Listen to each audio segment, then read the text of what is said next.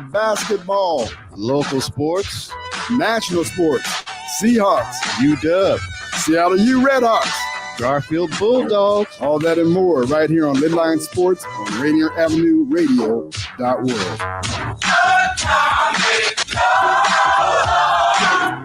Are you feeling the Seattle squeeze? The Seattle Department of Transportation has an app for that.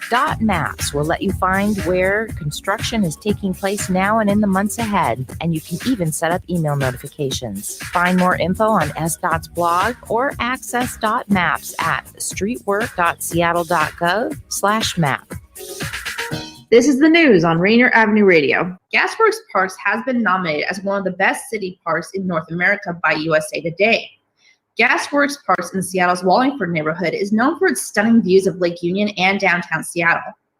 The park joins 19 other city parks, including Balboa Park in San Diego and Forest Park in Portland, Oregon. USA Today says the parks were chosen with the help of a team of park and planning experts. Voting is now open to choose your favorite park. Seattle is number 9 on the list. The top 10 parks will be announced on February 26th. And that's your news on Rainier Avenue Radio. You are listening to Rainier Avenue Radio .world. Don't forget to log on www.rainieravenue radio.world. Welcome to Rainier Avenue Radio .world. It's me, Tony B, and this is our special broadcast of the impact of the coronavirus on South Seattle and surrounding communities. We do this show every Friday, and we'll continue to do so as long as it's needed. We started doing this on March 13th, and I say this every week because every week it is once again something that I look back on and say, wow, I just did not think that we would be here a year later. But not only that, we are potentially looking at things being worse. Now there's also the vaccine. The vaccine has arrived, but there have been delays in getting the vaccine out. There's also now variants and mutations of COVID-19. And at the same time, people are just tired of being isolated. People want out. We don't know yet what all of the safety factors are for the vaccine, although it has been proven to be safe. But, once the rubber hits the road, that's when you really find out how it goes down. And one thing that we do know, and it's always a shock, everybody's always shocked when they find out, oh, this is impacting Black people and brown people worse. It's always a shock. I don't know why there isn't the anticipation that this is going to happen. And rather than be reactive, be proactive when it comes to who we know will be hit hardest in our communities by just about anything that causes problems. Exciting show for you today. Later on, I'll be giving you an update on the coronavirus. I'll be giving you the latest update on the vaccine. We have vaccines that are on the way as well. Also, I'll be having the opportunity to talk to Shanda Blunt. Shanda is with Amerigroup. She's the community relations representative, and we're going to tell you about Amerigroup. If you don't know who Amerigroup is, well, we're going to give you the information that you need to find out who they are, in particular if you're in Eastern Washington. Again, surrounding the coronavirus vaccine, and they just do a lot of wonderful things in the community. We're going to talk to Shanda about that. 1:30, we'll be talking with Shaun Glaze from the Black Brilliance Research Project to share information with you about who they are, what they do, and we'll find out if they have any updates. You may not be familiar with who they are and what they do, so we'll start with that when we talk to Shaun, and then we'll find out more about her and why she's in the position that she is with the Black Brilliance Research Project. And coming up very shortly, we'll be talking to Seattle Council member, actually the president of Seattle City Council and mayoral candidate Lorena Gonzales. We are celebrating Black History Month right here on Rainier Avenue Radio all month long, giving you a comprehensive, holistic experience of Black History Month. We like to say the celebration and education of Black history. Moving into later on tonight, we're actually going to have every Friday we have our family film night, and we show films that are produced, directed by Black independent filmmakers. And tonight we'll be showing a film by Aaron Dixon. The film is called My People Are Rising. Aaron, if you are unfamiliar with him, co-founded the Seattle chapter of the Black Panther Party, which was the first chapter formed outside of Oakland, and was also a captain in the Oakland chapter as well. He'll be joining us, and then and we'll have an interview with Aaron as well. And then following that, we'll be showing you excerpts from a film called the Black Power Mixtape. So what this is these during the Black Power movement in the early 60s, mid 60s, I guess, in this period of time, it's from 67 to 75, 1967 to 1975. A group of filmmakers from Sweden came over to this country to cover the Black Power movement. And these tapes were evidently hidden away. 30 years later, they were discovered. And in 2011, this came out as the Black Power Mixtapes. And they took a look at the Black Power movement as a group of filmmakers from Sweden. And so we've got that coming up tonight a little later on. So you don't want to miss that as we celebrate our Black History Month. And of course, excited about this, we've got the Black History Month Northwest Pioneers and Legacy Builders on Black Equity, Leadership, and Justice. We'll be talking with Don Mason, Bernie Foster, Elmer Dixon, and Eddie Rye Jr. So that's just all going on today. Then tomorrow we've got a performance from the historic Columbia City Theater, where OG Squeak Nutty Bug will be performing. Next week we'll be bringing you content from the Hartsfield Family Quilt Collection, which is the largest collection of slave quilts in the world. Yeah, that's going to be interesting. We'll also have a town hall meeting for you, and we'll give you an update on what's transpired since our last town hall meeting about a week and a half ago on the violence in the Rainier Beach parking lot where Safeway is. So we've got an update for you on that. We'll have another town hall meeting coming up, and then we've got also I could just keep going on and on and on and on and on. We're going to have Kuyate Arts performing West African dance on Tuesday, I believe, and then on Wednesday, Bob Lovelace and friends. Bob is a bass player, and he's got some pretty talented folks who are going to be with him, and we're going to showcase that as part of Black History Month. Again, a comprehensive overview of the things that are taking place during Black History Month, not just focusing on one thing. You know, it's easy to focus on civil rights, it's easy to focus on slavery and equity and justice, but we want to give you a broader experience of Blackness in America. And as we all should know, Black history is American history.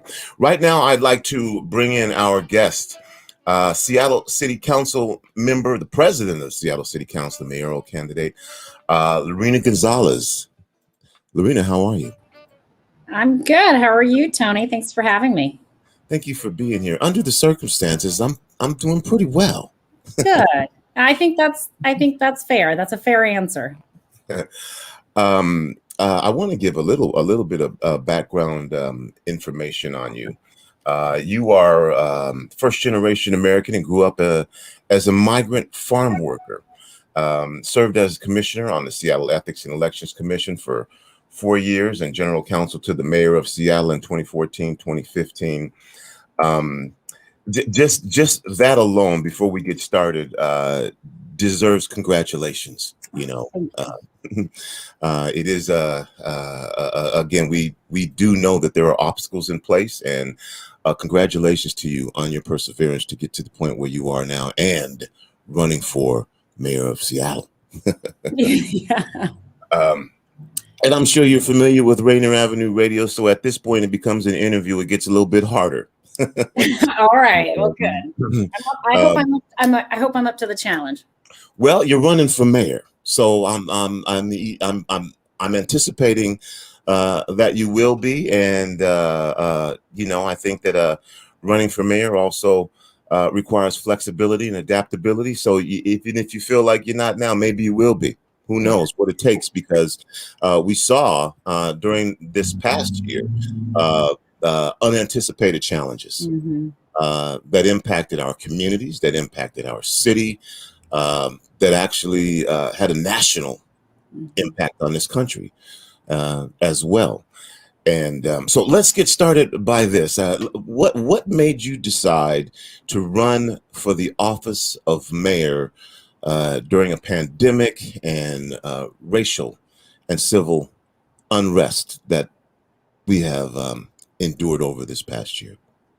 Well, thanks, Tony, again for having me. It's such a pleasure to be here with you and with your listeners.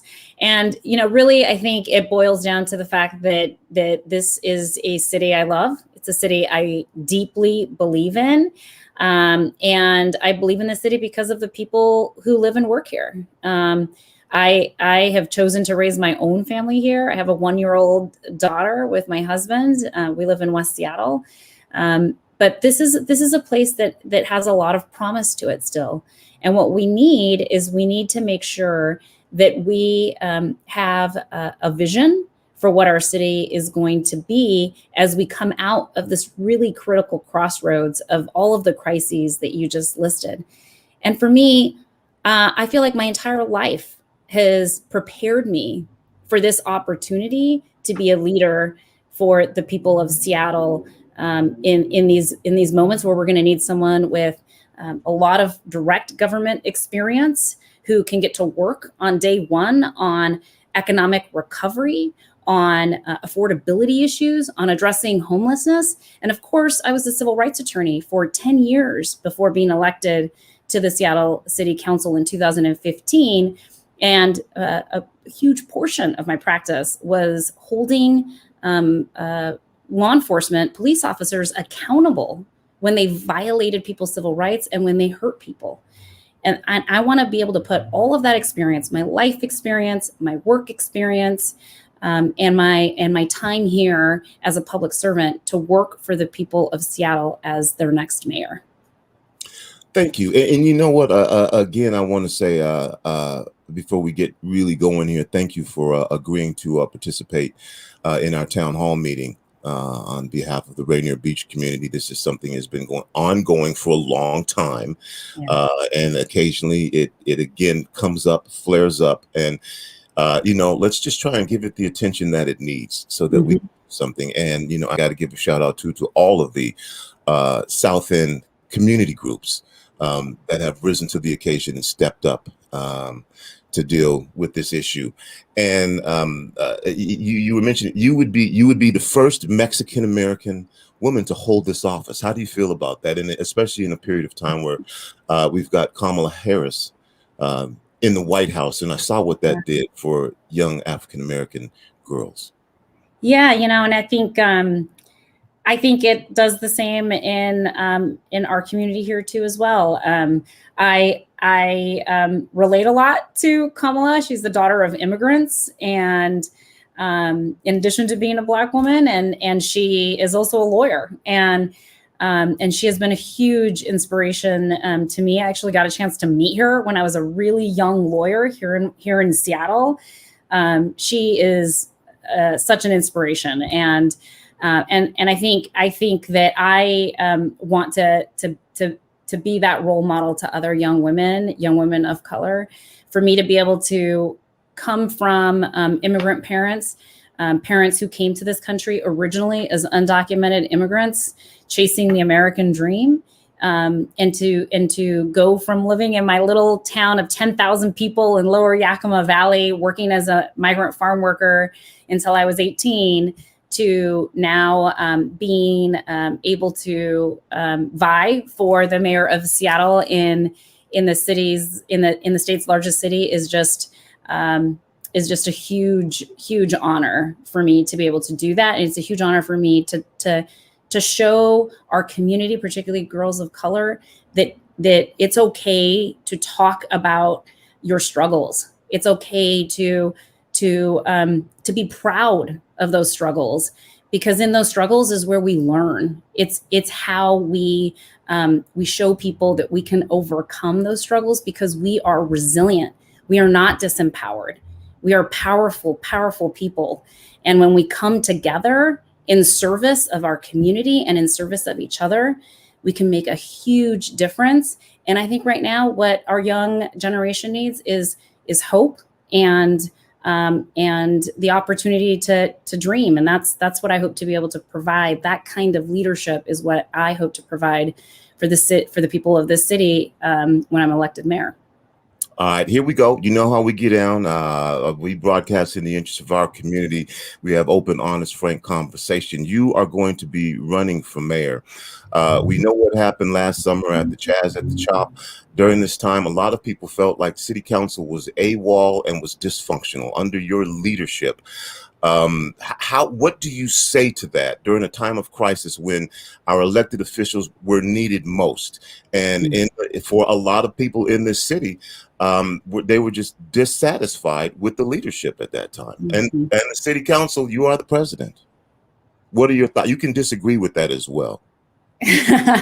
Well, I don't want to. I think last year and last summer was really challenging for all of us, and we were dealing with the civil unrest in our city and with the violence in our city related to last summer, and on top of that, we were dealing with it in the middle of a pandemic that most of us have experienced for the first time in our lives. And so I think that the challenges of last year, we were all learning how to navigate those challenges. We were all learning how to respond to the concerns that we were hearing, which were evolving very, very quickly.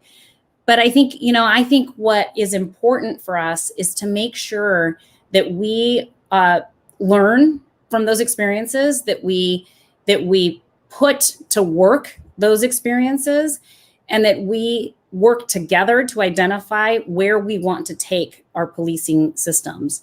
Where do we want to take the model of public safety for our city of Seattle? And I want to see a police department that is demilitarized. I want to see a police department that is not needlessly killing people of color or anyone in our city. I'm sorry to interrupt you, but we know we will get to that. But I want to address the issue of, again, for folks, the city council in some people's eyes and a lot of folks' eyes was dysfunctional, was AWOL, and did not exhibit the type of leadership that we needed during a crisis. Now, you can learn from that, but addressing that particular issue, if you're running for mayor, what do you say to folks about that? Do you agree? Do you disagree? Or do you hold yourself accountable? Or was that wrong? Or is it okay? Well, we'll learn from it, but specifically addressing that issue of our city council under your leadership during a time of crisis, a pandemic, and social upheaval, civil unrest. I think I hear you, and I hear those concerns, and I understand that there was a lot of frustration about how the city and how certain city council members engaged or didn't engage in the issues of last year. Again, I don't want to sit here and say that I disagree with people or that I agree with people. I think for me, it's important to acknowledge that I hear those concerns. I understand those concerns. I know where they are coming from, and I think we have an opportunity to stay focused on the future and work together to figure out where we want to head on many of these issues. And that's what I want to stay committed and focused on doing. Who do I need to talk to? When do we need to talk? And how are we going to identify real solutions to address the underlying reasons of why we saw so many protests over the summer? And I'm committed to working on those civil rights issues and to putting my experience as a civil rights attorney and as somebody who's been working on those issues in the city of Seattle as a current elected official to work to make sure that we don't lose the opportunity to prevent police violence within our communities of color, while also making sure that we're still meeting our obligation to deliver public safety services to the people when there's a crisis and when officers are needed. That sucked up a lot of the oxygen, Chaz and Chop, and maybe it should have, or maybe it shouldn't have, but it did. And at the same time, kids weren't going to school, and there was people who had to be at work, who were frontline workers during the pandemic. There were childcare issues, and we didn't hear anything. Everything was focused on Chaz and Chop and all the stuff going on, and then council members fighting. And so people really aren't trying to hear, well, you know what, we're going to learn from that. The reason why they elect officials is to be there for them, not to tell them, you know what, we're going to learn from this. What the hope is that, you know, all of these things, when they come up, when you use your vote, and I think that folks realize a lot more after this last national election, how important that vote is. So I don't know that really addresses the issue. And you know, often we hear politicians get on the air and say, well, this is what I want to do. This is what I'm going to do. And I'll move on from that. But I want to just see, again, for the people who are listening out there who they didn't know what to do because the schools were closing down. There was no childcare situation. Folks were losing their jobs. Businesses were closing down, and they felt like leadership was not accountable. Highly focused on Chaz and Chop, which got a lot of attention. But there was a whole bunch of communities outside of Chaz and Chop that were suffering too, and their issues were not addressed. So on that point, I just want to say that in the first few weeks of the pandemic, the city council passed a massive pandemic relief package to address the very issues that you're talking about. So that was the Jumpstart Seattle program that really focused on recovery funds and opportunities to support communities and provide relief. Would you say that was successful? Did that help small businesses? Was it an easy process? What was the outcome of that? And I remember that was an initial thing. Was that successful? Can you say now to the folks who own small businesses, we had your back. We came through for you. Absolutely. There were a significant amount of millions of dollars in that package that are specifically for small businesses, direct assistance to small businesses throughout our city with a focus on business, on the smallest businesses and on businesses that are owned by folks of color. So these are dollars that went directly into community. And this consistent revenue stream isn't just a one-off. It's not just a one-time investment. It is designed to have an allocation to small business supports on an ongoing yearly basis. And I'll tell you what, this Jumpstart Seattle payroll tax program, which was sponsored primarily by Councilmember Teresa Mosqueda, and I want to thank her for that work, is what has literally saved the city from having to engage in severe cuts to programs that we all need to make sure that our families and workers and business owners continue to be able to survive through the end of this year. So we also made sure to provide Department of Education and Early Learning, and I was the sponsor of this legislation, making sure that they had the flexibility they needed to provide childcare, increased childcare, focused childcare services to frontline workers. We also made sure that they had the flexibility to work with the school district on school-based childcare programs and figuring out how to make sure that we're still providing those services in a period of time of COVID to those who don't have the option of working from home and don't have the option of private childcare. So these were really important efforts that we were working on. In fact, I think the Jumpstart Seattle program was passed the first week of July. And so we were hard at work over the summer on these important issues related to pandemic relief. And then lastly, I'll just say that at the end of the last year, I personally was a prime sponsor on a pandemic relief package at the end of the year of the total of $5 million. $2.5 million of that was for small businesses in the restaurant, industry who've been hardest hit by the pandemic to help them get through to this year. The other 2.5% was direct cash assistance to hospitality industry workers who, again, are the ones who have been hardest hit by the economic restrictions related to COVID. So I believe we've been working really hard for the people of the city on pandemic relief in particular. And we've been doing that in partnership with community members and also with the mayor. Okay, and I'm going to push back on that because that's cool, but there are people who don't agree with that. The child care providers were in a messy situation. They had no PPP. Folks needed to go to work. What are you going to do with the youth? And everybody that I spoke to in the child care network, was just in a state of flux. By the same token, again, I mentioned the educational situation. Folks didn't have laptops. They didn't have, and maybe that's not your responsibility, and you can say that if you want to. We weren't able to get information. Now some things have changed where I hope that information can be aggregated so that we actually know what's going on in our community and impacting our community based off of your ethnicity or your culture. Initially, that information wasn't available. And so even with the $2.5 million, that was for the entire city. And there wasn't a lot of money and it wasn't enough. And I'm not saying you could magically come up with money. I'm just saying that you may feel good about it, but there are people out there who disagree with that. And that is their reality. And I'll let you respond to that before I move on. Yeah, I mean, I would just say that on the education issues, Seattle Public Schools is run independently from the city of Seattle.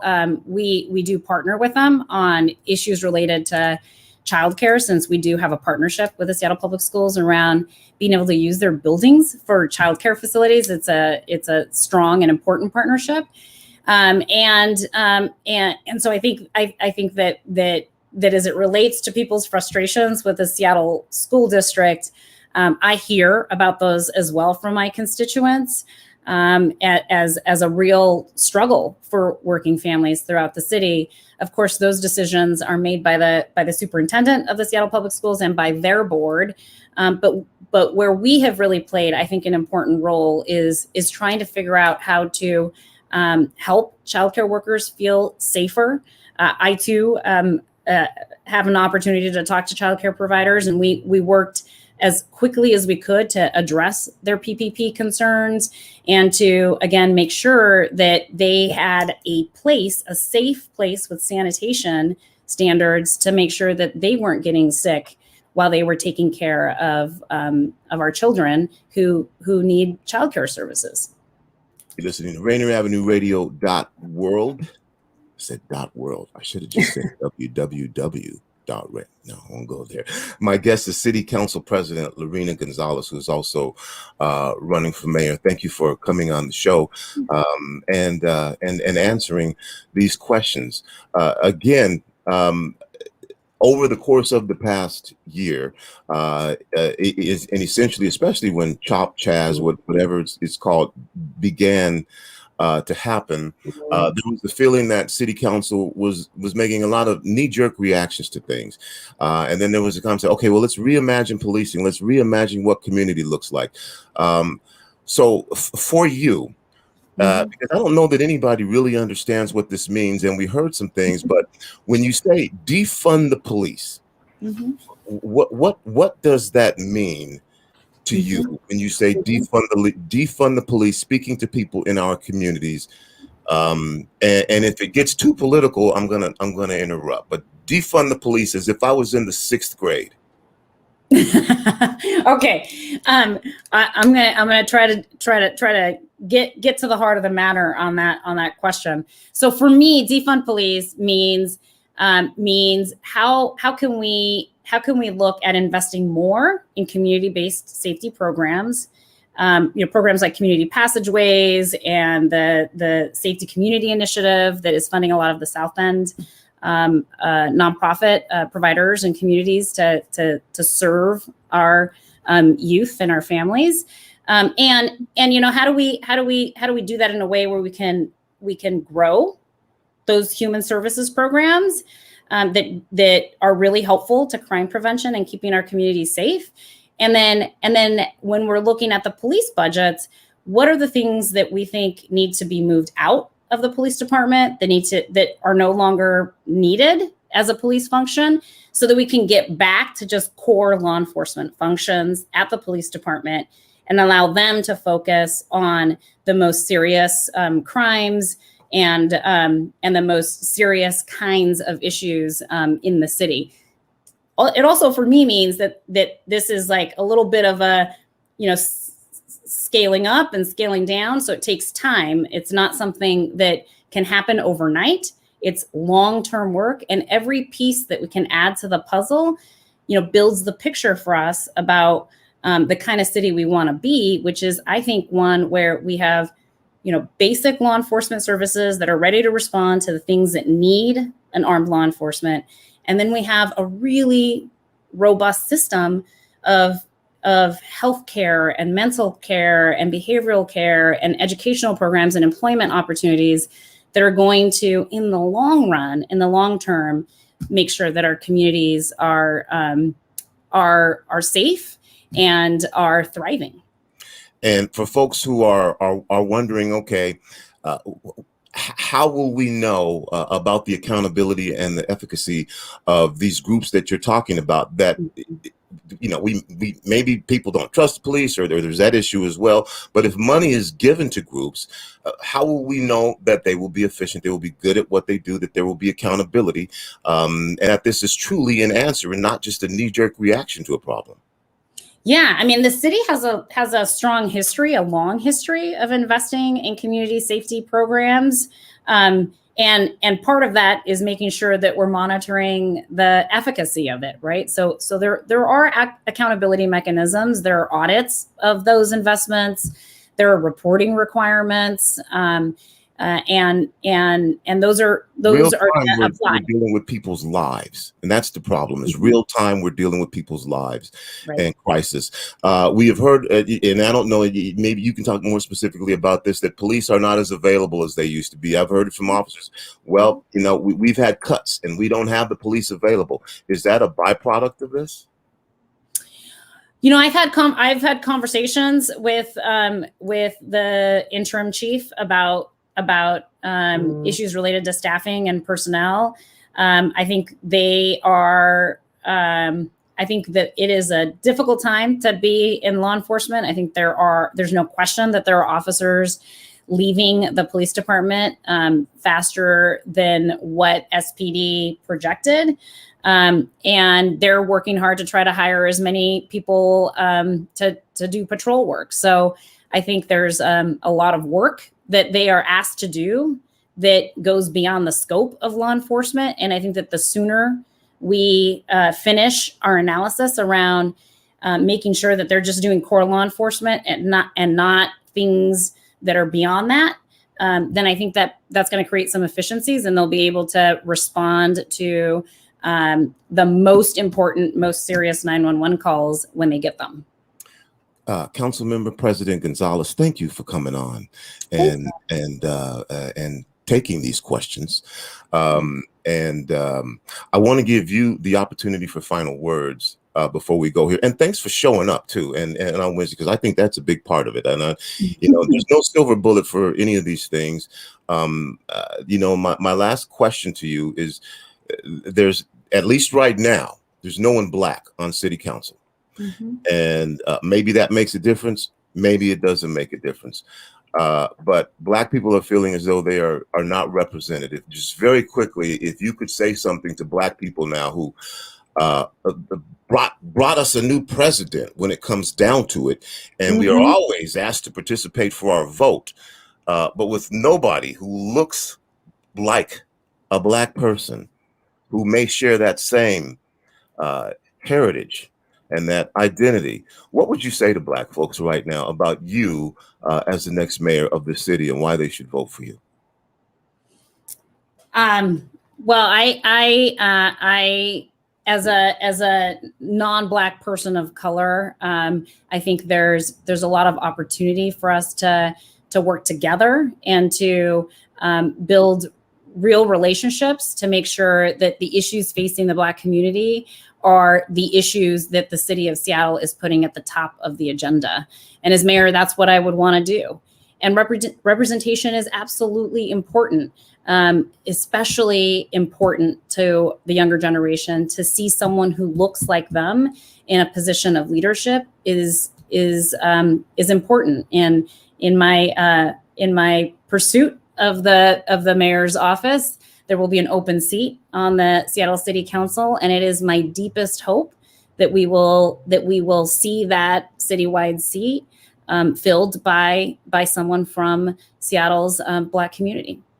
Okay, thank you. Now, there are going to be some people who say, well, that's not fair. It's not supposed to be based on race. But I would like to, we went a little bit over, but I have to give you the opportunity for final words here so that you could say whatever you'd like to say to our community at this point. Well, thank you, Tony, for having me. I really appreciate it. And now I'm going to get a chance to be with you all next week in a town hall. I just want to say to the community that I think we have a real important opportunity here to move forward and to move forward together, to have a shared vision of our city. And to me, that means having shared prosperity. It means having safe neighborhoods, regardless of your zip code and regardless of your income. It means having a police department that is there to serve you when you need it, and that it can be safe to call officers and not fear for what might happen as a response to that. And to me, I'm a huge proponent of kids, and I want to make sure that this city continues to be a city that welcomes our families, our multi-generational families, and that we're putting in all the supports to make sure that we can prosper together. And I think that's possible for us. And I'm really looking forward to getting out there and hearing from more people and getting to work. Council Member President Lorena Gonzales, I asked the questions, you heard the answers, you decide and discern for yourself. But thank you for coming on. It's not easy to be an elected official, in particular during the middle of a pandemic and civil and social unrest. So thank you for serving. Thank you for having me, Tony. Thank you. You're listening to Rainier Avenue Radio.world. This is our special broadcast of the impact of the coronavirus on South Seattle and surrounding communities. We'll be talking next with Shaun Glaze from the Black Brilliance Research Project right after this. You're listening to Rainier Avenue Radio.world. Check us out on social media, Facebook and Instagram, Rainier Avenue Radio.world, and on Twitter at Rainier Ave Radio. This is the news on Rainier Avenue Radio. The sluggish start to the vaccine rollout may be slowly improving in the coming weeks, and with the majority of the doses now going into mass vaccination sites, it's impacting the supplies some hospitals are receiving. So far, the state has been administered nearly 834,000 shots, roughly 72% of all doses that have been delivered. Of that number, 9% of the state's population has received one shot, while just 2% have received both. Cassie Sauer with the Washington State Hospital Association said, quote, "It's a really challenging situation, not just for hospitals, but for all vaccine providers. I'd say across the board, nobody has the amount of vaccine that they want," unquote. Recent moves have shifted the way vaccines are allocated and where they go. As of now, 36% are being sent to mass vaccination sites. Hospitals are getting 23%. The shift has forced appointment cancellations, with some hospitals pushing those who are eligible to one of those sites. And that's your news on Rainier Avenue Radio. Women are not an homogenous group. We face discrimination differently depending on factors such as ethnicity, age, socioeconomic status, and more. Rainier Avenue Radio is proud to amplify women's voices. They are the experts of their own lives, initiating conversations within their community about challenges they face, the solutions they're working on, and the opportunities they see. Please join us this Sunday from 2 to 5 for Women's Voices on Air. We know our challenges. We are the experts of our lives. We are master multitaskers, prioritizing our family, friends, and our faith above our own needs. Our needs and voices are too often overlooked. Please join us this Sunday from 2 to 5 p.m. for Women's Voices on Air. We tell our stories in our own way. You probably have questions about COVID vaccines. Here are some answers about how they're being made. How are COVID vaccines being produced faster? Usually, vaccine testing and production are separate steps. But because of the pandemic, vaccines are being developed on parallel tracks. So both steps are happening, just at the same time. How are the vaccines being tested? Right now, several different COVID vaccines are in testing. Each go through multiple clinical trials with up to thousands of volunteers. How do vaccines get approved? Not all COVID vaccine versions will make it to the final stages of testing and approval. Produced vaccines that do not pass clinical trials will be destroyed. But for those that do pass, a team of medical experts will examine test results and possible side effects. If the vaccine is effective and safe, it gets approved and gets to you. Go to covidvaccinewa.org to learn more. A message from the state of Washington.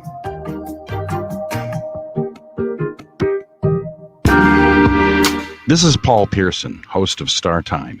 And when I'm not meeting Mrs. Jones in that cafe for a chat and nothing else, I'm listening to Rainier Avenue Radio.world. Welcome back to Rainier Avenue Radio.world. It's me, Tony B. This is our special broadcast of the impacts of the coronavirus on South Seattle and surrounding communities. A little later in the program, I'll be giving you an update on vaccines. We'll also be talking with Shanda Blunt, who's from Amerigroup. And if you're in Eastern Washington, you really want to find out more about who they are. And if you're in Western Washington, great for you to have that information about who they are and what they do, just to know more about people in our communities during the pandemic and what they are doing to relieve some of the pressure, hopefully relieve some of the stress, and hopefully also prepare us for whatever this next potential set of unanticipated challenges that are before us. I'd like to welcome right now from the Black Brilliance Research Project, Shaun Glaze. Shaun, how are you? And I'll give you a little bit of information. Described as a data nerd that's passionate about social justice and reaching communities. Shaun has over 10 years of research experience and specializes in collaborative research towards policy change.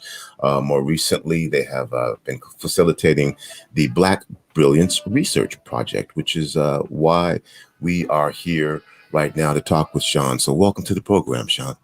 Thank you so much for having me. How are you? Under the circumstances, I'm pretty darn good. Pretty darn good. It's good to hear.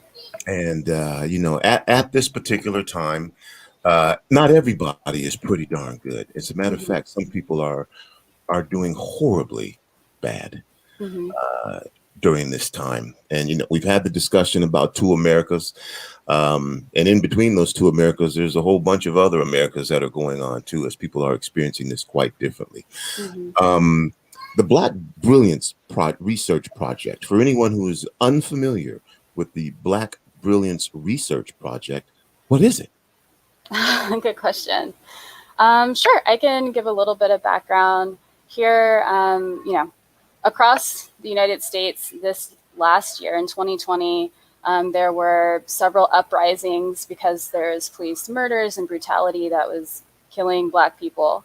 And it was time for many cities to really reckon with that.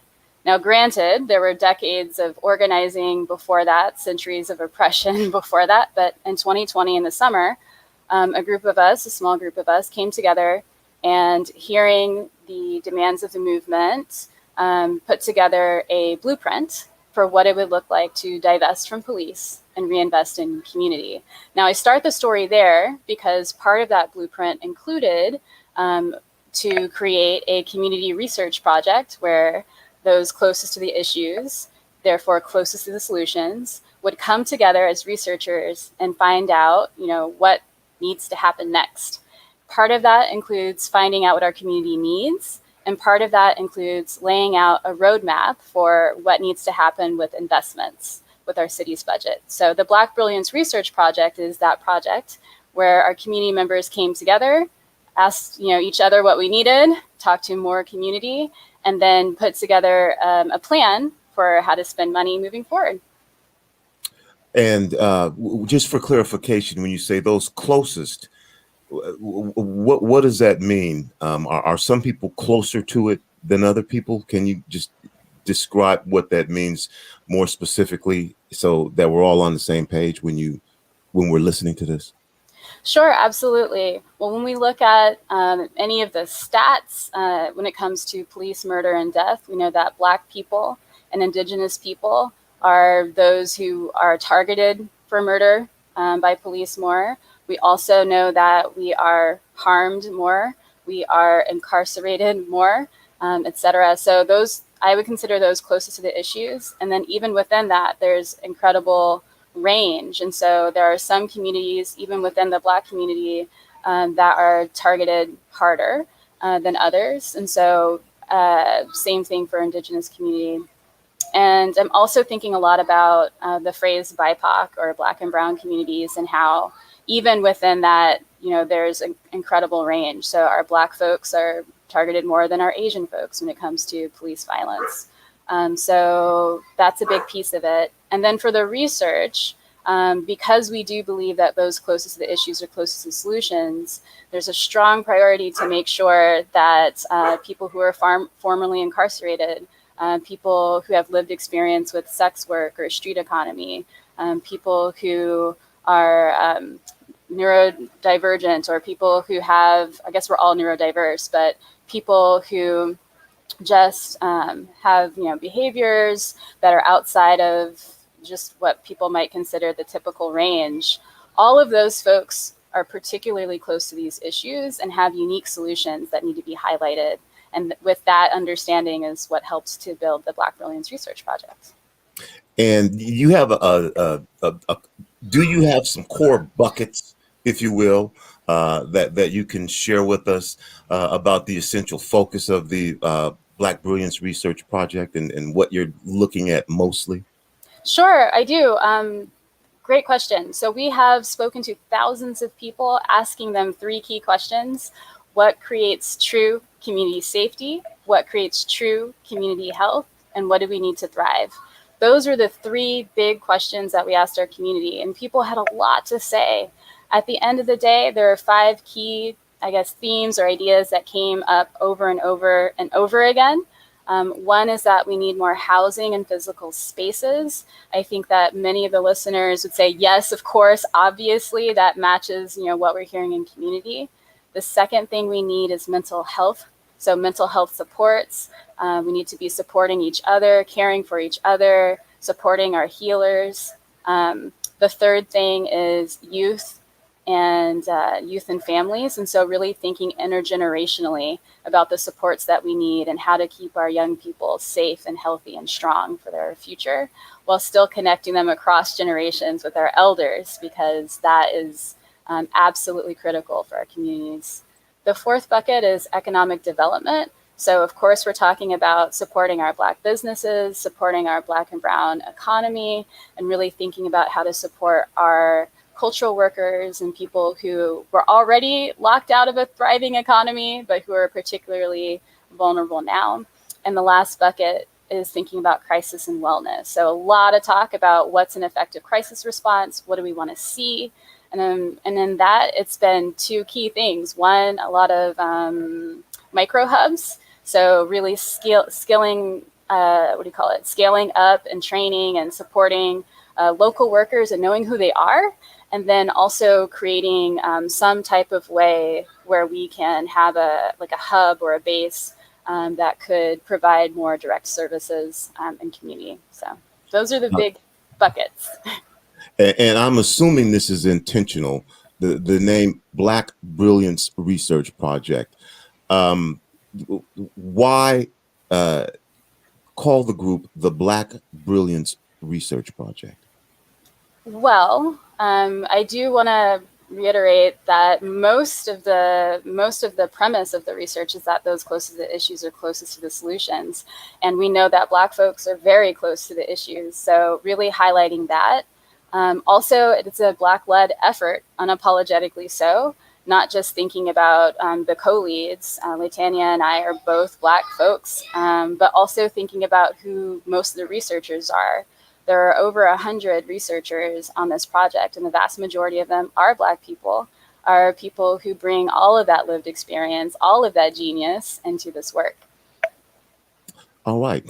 And again, what are some of the goals of the Black Brilliance Research Project? And I'm assuming at some point you're going to kind of lay all these things out for everyone once you've aggregated information and are ready to do that. But what does success look like?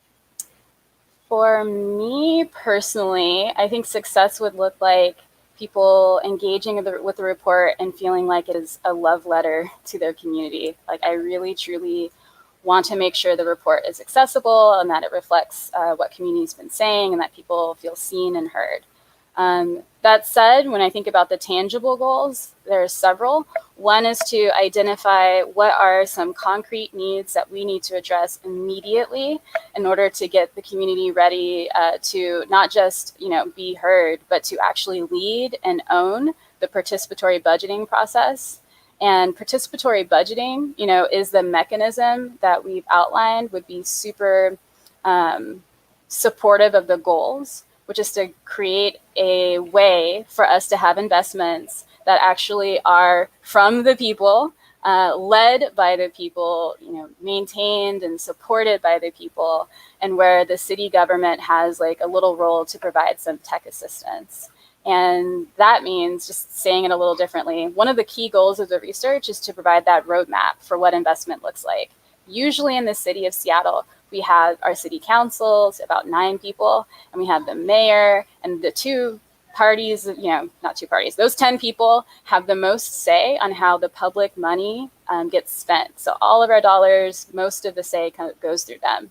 What PB says is, we are going to do something different. We, the people, can decide how the money gets spent. We, the people, know what the priorities are. We have the ideas that are necessary to create a better world. Let's do that. So this report that we're putting together is just laying out what community has told us they want that to look like. And how much, I don't know if this is the right word, leverage do you have to implement some of the things that come out of the research project? I think community has a lot of leverage. So what I mean by that is, I think community really is setting the pace, is setting the agenda, so to speak, is setting the direction of what this looks like. And to me, that's really exciting. Usually when there's some type of public engagement process, communities sort of, I don't want to say it's an afterthought, but the leadership from community is deprioritized. Typically speaking, the city will prioritize people who are city workers over people who actually live and experience the issues firsthand. So I think community has a lot of leverage. If community decided, we want to,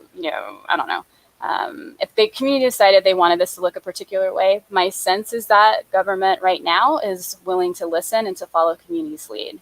But the only way to make this truly successful process is for community to kind of lean into that leadership and be able to seize that opportunity and say, yes, this is ours. We are ready. We are going to do this. And I didn't know your title here. Are you the executive director, or how does that shake down? How does it? No, I'm just the research co-lead. There's no formal. So Black Brilliance Research is a collective, is a collaborative effort across many different community organizations. So there's several organizations that have been participating in this. And there are also many volunteers that have been helping to support this work. So it's a ginormous, for lack of a better word, effort across. My role is really just to make sure that people get what they need. I spend a lot of my time finding out, you need a graphic designer to help explain this part of your report. You need someone to look over your stats. Great. You need to be connected to someone who can, provide you with the data set. So most of my role is facilitation. Same thing for Latanya. Both of us really just try to provide a support role. It does help that we're both professional researchers, because it means that we're able to provide just a little bit more support in that area. But honestly, the brilliance that comes from our community is more than enough, more than sufficient to be able to drive this thing. And we just, put resources, in people's hands so that they can do what they need to do. And so ultimately what I'm getting at is the leadership. Is there a board? in order to do something like this, what was there a core group of folks, or how would we identify who the leadership is for this project? Yeah, I would say right now, there's no board for the project. Each of the community organizations that participate have a leadership structure. So some of them have executive directors with boards around them.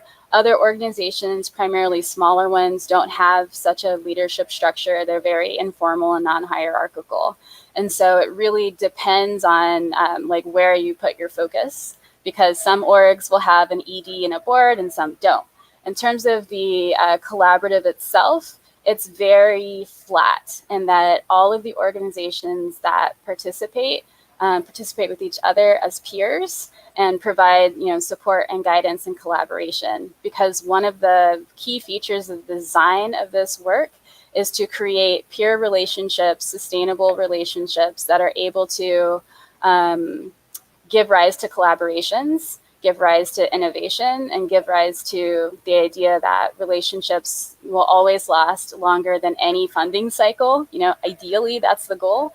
And so creating opportunities for people to do that deep relational work so that they can come up with something new. My guest again is Shaun Glaze, giving us information about the Black Brilliance Research Project. Shaun, can we have some information on you? What I'm getting at is what made you decide to get involved in this project? How did you become engaged? And what made you say this is something I want to take on? Sure. I like to tell people my story is pretty boring, but maybe it isn't. I am from Texas. I was born there. Ever since I was itty bitty, I wanted to be either a scientist or a doctor. I'm very into asking questions. I wanted to help people. I wanted to figure out how to do those two things together. And so I, fast forward to undergrad, I fell in love with child development, loved it, and research in particular, and cognitive psych, and just learning, how do people understand the world and each other.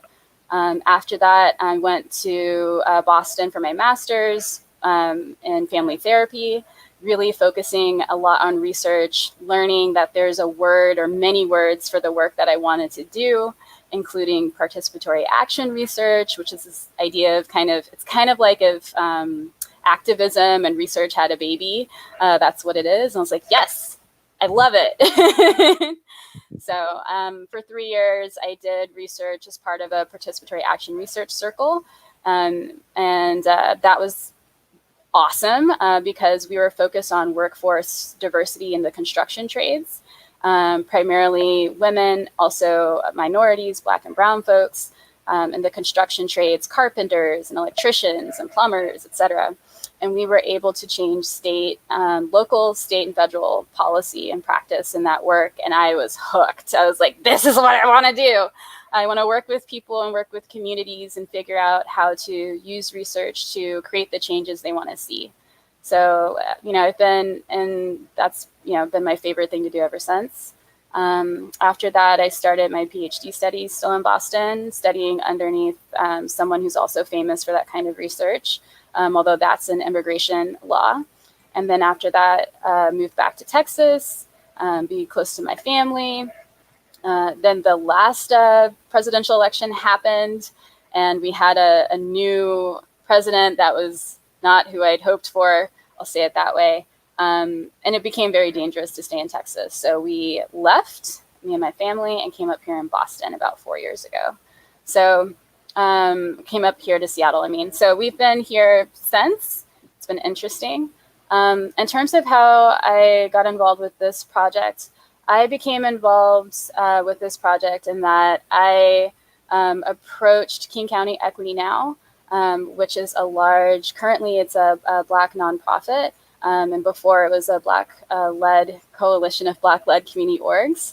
And I approached KCN and said, hey, I have this idea for a research institute, a collaborative one that would be Black-led, where we would be able to do our own research, and essentially pitched the idea for the Black Brilliance Research Project, and said, I don't actually have a lot of skills. Like I don't know pop culture, I don't know graphic design.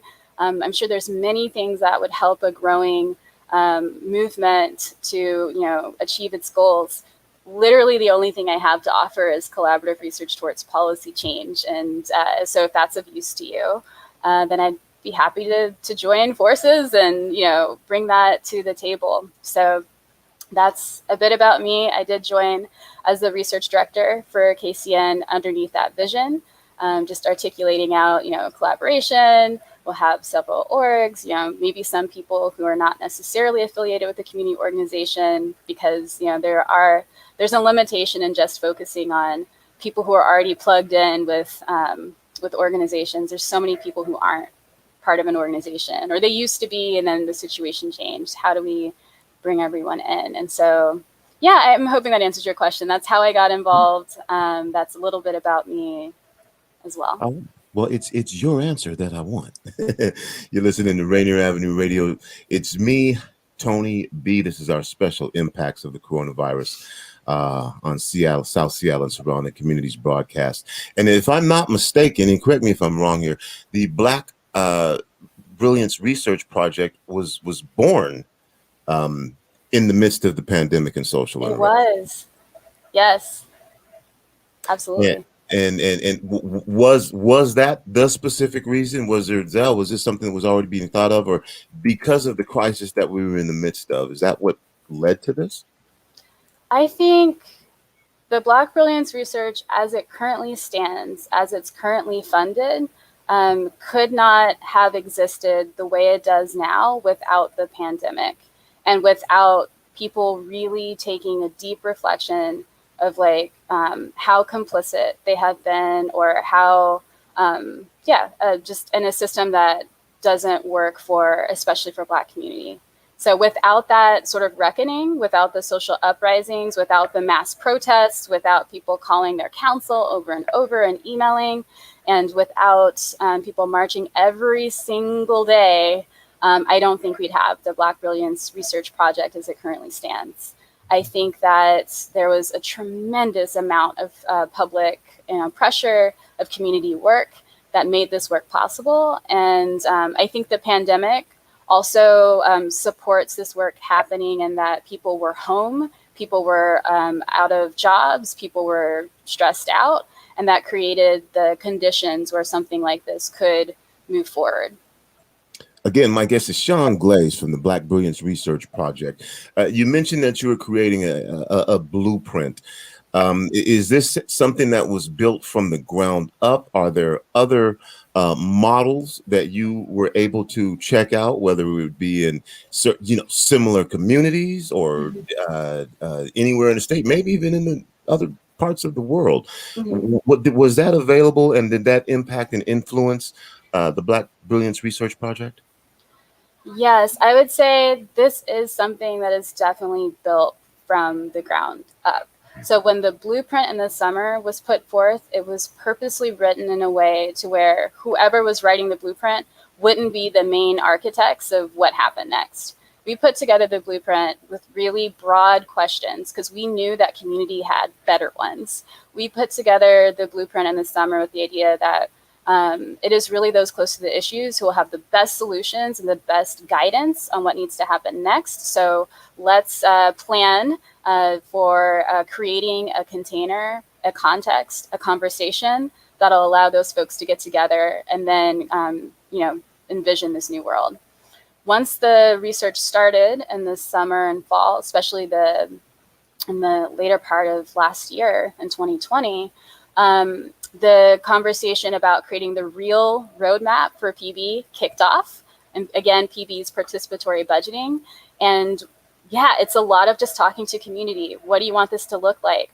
What do you want a group of people called a steering committee? What experiences do you want reflected there? These people are going to decide the rules and the cadence of, PB. Who do you want them to be accountable to? What lived experiences do you want reflected?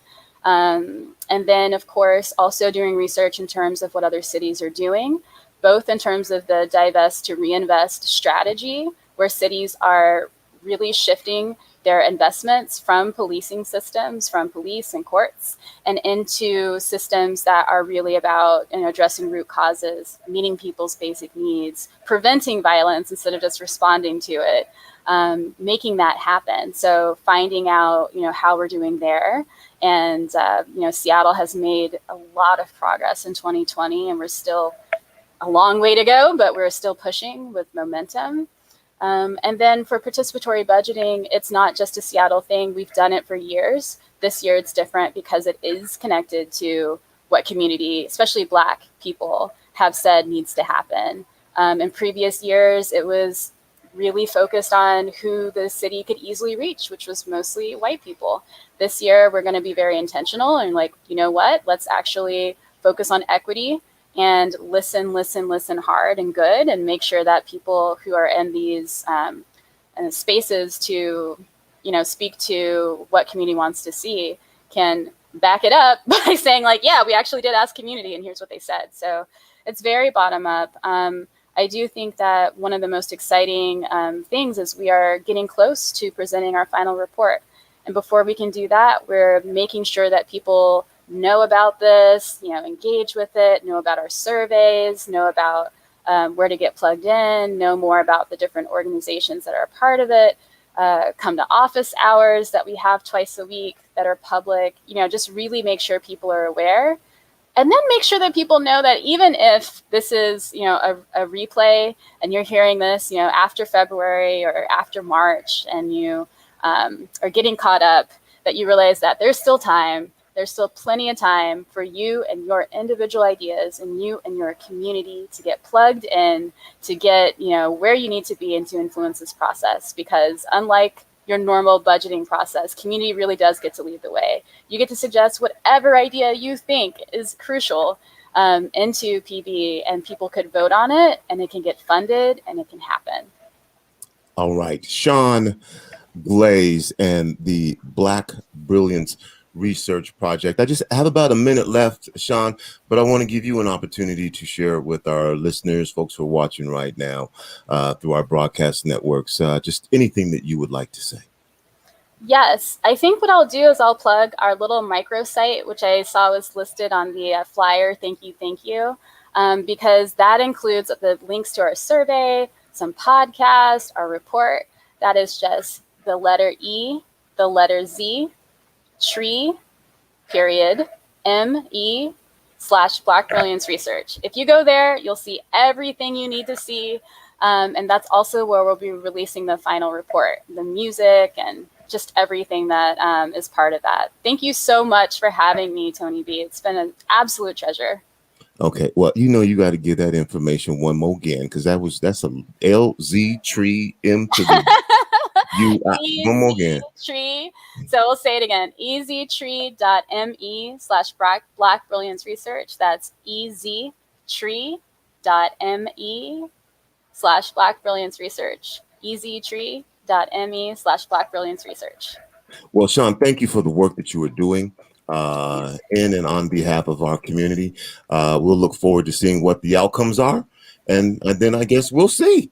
Awesome. Thank you so much. Take good care and stay safe in the snow. All right. You're listening to Rainier Avenue Radio.world. It's me, Tony B. Coming up next, we're going to be talking to Shanda Blunt, Community Relations Rep for Amerigroup, and we'll find out all about what Amerigroup is doing, and in particular, what they're doing during the pandemic and how they may be of service to you, particularly if you live in Eastern Washington. We'll be back right after this. This is Paul Pearson, host of Star Time. And when I'm not translating the lyrics of Boogie Oogie Oogie for bored Europeans, I'm listening to Rainier Avenue Radio.world. Dealing with COVID-19 is uncharted territory, and everyone has different challenges. People may feel anxious, down, or overwhelmed. For some, these feelings can lead to changes in sleep patterns, an increased use of alcohol or drugs, or withdrawing from the people around them. If you know someone who's having a hard time coping, you can help by reaching out to talk and listen. To learn more about how you can help someone in need, call the Suicide Prevention Lifeline at 800-273-TALK. Brought to you by the state of Washington. What kind of nonsense conversation are we having here? The Neon Ghost Show. The Neon Ghost Show. Right here on Rainier... Rainier Avenue Radio.world. Right about now. Rainier Avenue Radio.world. I'm so tired. I have to pee. This is the news on Rainier Avenue Radio. One person is dead and 3 others injured in a shooting at a suspected illegal after-hours club being run out of an apartment in Tacoma, police said. Officers responded to reports of a shooting at a business at the 3600 block of East McKinley Avenue. When police arrived, they found 3 adults with injuries. Medics started life-saving measures on one, but the man was declared dead at the scene. A 28-year-old man with serious injuries and a 32-year-old woman with non-life-threatening injuries was taken into the ambulance and then to the hospital. A 4th victim, a 34-year-old man, was also dropped off at the hospital in a private car. He had non-life-threatening injuries. Neighbors said they often heard loud music and partying at the apartment, but never could have imagined it would be the site of a fatal shooting. And that's your news on Rainier Avenue Radio. Stay up to date on the coronavirus. Visit kingcounty.gov/COVID for information, guidance, and resources to help keep our communities safe and healthy. That's kingcounty.gov/COVID. This message is a public service of Rainier Avenue Radio.world. Do you know what to do if you think you might have COVID-19? Or what to do if you know you've been exposed? Here's how you can help protect your community. Stay home if you're not feeling well. Even if you have mild symptoms. If you were in contact with someone who's sick, stay home while you watch for symptoms. Help may be available to get groceries and supplies. Get tested as soon as you can. Free testing may be available. Respond quickly when a contact tracer gets in touch. An interviewer will ask about people you've been in close contact with. You can follow these 3 steps to help find and stop the spread of infections. When everyone in your community does their part, businesses and schools can reopen safely. Find a testing location and learn more at coronavirus.wa.gov. Here with the Rainier Avenue Radio traffic update. You can listen to us in your car 24/7 anytime by downloading the free TuneIn app. Once you do, search Rainier Avenue Radio. And remember, do not curse out your fellow drivers. This has been your Rainier Avenue Radio traffic update. Rainier Avenue Radio presents All Music, All Day Saturday. Music, all day Saturday.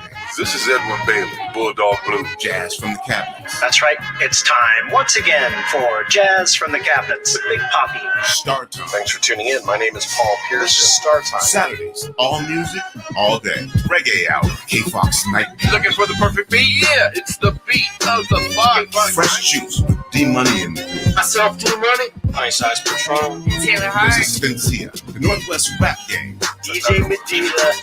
Chad Cheddar. Northwest Rap Gang. Sergio LaCour's Love Line. It's Sergio's Love Lines with Sergio LaCour. Going to the phone lines. Hello, who we talking? Sea Monster Radio. Mo Jams is your jam. We're live. Welcome to Mo Jam Mondays. This is KZ of KZ Music Media. Caller Goddess for Mo Jam Mondays. Just my opinion. God is inspiration. Music. All day and all night. Saturdays on Rainier Avenue Radio.world. This is the news on Rainier Avenue Radio. A new study ranks Seattle as the 2nd healthiest city in the nation. The study by personal finance website Wallet Hub compared more than 180 of the largest U.S. cities across 44 key metrics, from the cost of medical visits to fruit and vegetable consumption to fitness clubs per capita. Seattle came in 2nd in the nation for green space as measured by parkland acreage per capita, hiking trails per capita, and number of bike riders and walkers. San Francisco ranked as the nation's healthiest city, with Seattle as a close 2nd. Portland, Oregon was ranked as 3rd healthiest. Seattle posted some impressive scores in individual areas as well, ranking 1st in the nation for its share of physically active adults and 4th for most running and walking trails per capita. The nation's least healthy city, according to the study, is Brownsville, Texas. Other cities ranking in the bottom 5 are Laredo, Texas, Gulfport, Mississippi, Shreveport, Louisiana, and Memphis, Tennessee. And that's your news on Rainier Avenue Radio. The Urban League of Metropolitan Seattle, empowering communities and changing lives. The Urban League has been there to serve when our community is at its lowest. It's never mattered what the crisis was. the systemic oppression remains constant for those most vulnerable. Here at the Urban League of Metropolitan Seattle, we'll be temporarily adjusting our hours of operation and available services. If you are in need of resources, we recommend that you give us a call at 206-461-3792. To make an appointment, press 0 and speak with the receptionist. Walk-in hours will be from 10 a.m. to 3 p.m. Monday through Friday. And hey, we'll gladly work with you via phone as best as we can if you're exhibiting any signs of illness to assist you with information to save your home, find you a place to sleep, or connect you to job opportunities. The Urban League of Metropolitan Seattle. That's 206-461-3792. Lock in fresh juice with the newest hip hop and R&B. Every Wednesday night from 9 to 11 p.m. on Rainier Avenue Radio. You know we got the dopest artists rocking with us every single week. It's myself, D Money, Taylor Hart, and Pint Size Patron. This is Fresh Juice every Wednesday. It's Trilltopia. This is Paul Pearson, host of Star Time. And when I'm not explaining to my intern exactly what R&B is, I'm listening to Rainier Avenue Radio.world. Welcome back to Rainier Avenue Radio.world. It's me, Tony B. I'm your host of the special broadcast of the impacts of the coronavirus on South Seattle and surrounding communities. We just heard a conversation. If you just tuning in, we were speaking with Seattle City Council member and president, Lorena Gonzales, who's also going to be announced that she'll be running for mayor. And threw some difficult questions at her.